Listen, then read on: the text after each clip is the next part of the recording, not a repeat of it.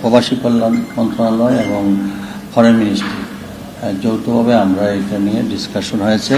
Details ইনফরমেশনটা আমাদের যে ডিসকাশনের পুরো রেজাল্টটা আমাদের মাননীয় পররাষ্ট্রমন্ত্রী মহোদয় অফিস থেকে সেটা বা উনি সেটা আমাদের যৌথভাবে আপনাদেরকে ডেলিভারি করবেন।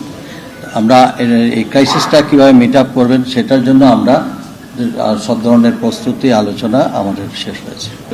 এটা ফরেন মিনিস্ট্রির মাধ্যমে যোগাযোগ হয়েছে, আমরাও যোগাযোগ করেছি প্রবাসী কল্যাণ মন্ত্রণালয় থেকে। আমরা প্রতিনিয়তই আমরা রাষ্ট্রদূতদের সঙ্গে যোগাযোগ হচ্ছে, এটা কন্টিনিউয়াস। এটাকে আমাদের নিয়ন্ত্রণে আছে নাকি আপনারাই তো ভালো।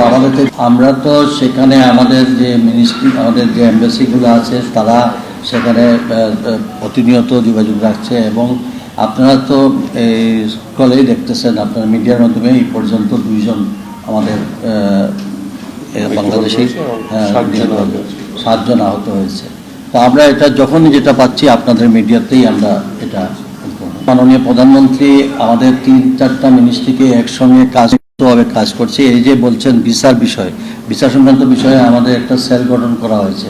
তথ্য ইনফরমেশন পাওয়ার পরপর যাদের ভিসার মেয়াদ শেষ হয়ে যাচ্ছে বা 1 দিন বা 2 দিন আছে, পরবর্তীতে তাদের এই ব্যবস্থা নেওয়ার জন্য আমাদের পক্ষ থেকে সব ধরনের সংশ্লিষ্ট এমবেসির সঙ্গে যোগাযোগ করে প্রয়োজনীয় ব্যবস্থা নেওয়া হবে। আশা করি এটা করতে পারবে। তো এটা সমস্ত সিচুয়েশনটা বলবে, আর এটা খালি শুধু বাংলাদেশের ব্যাপারে না, এটা তো আসলে তখন ভারত, পাকিস্তান, এশিয়ার, তখন আমরা আমাদের তখন সিচুয়েশনে আমরা যা করার সেটা উভয়টাই আমরা একইভাবে করি।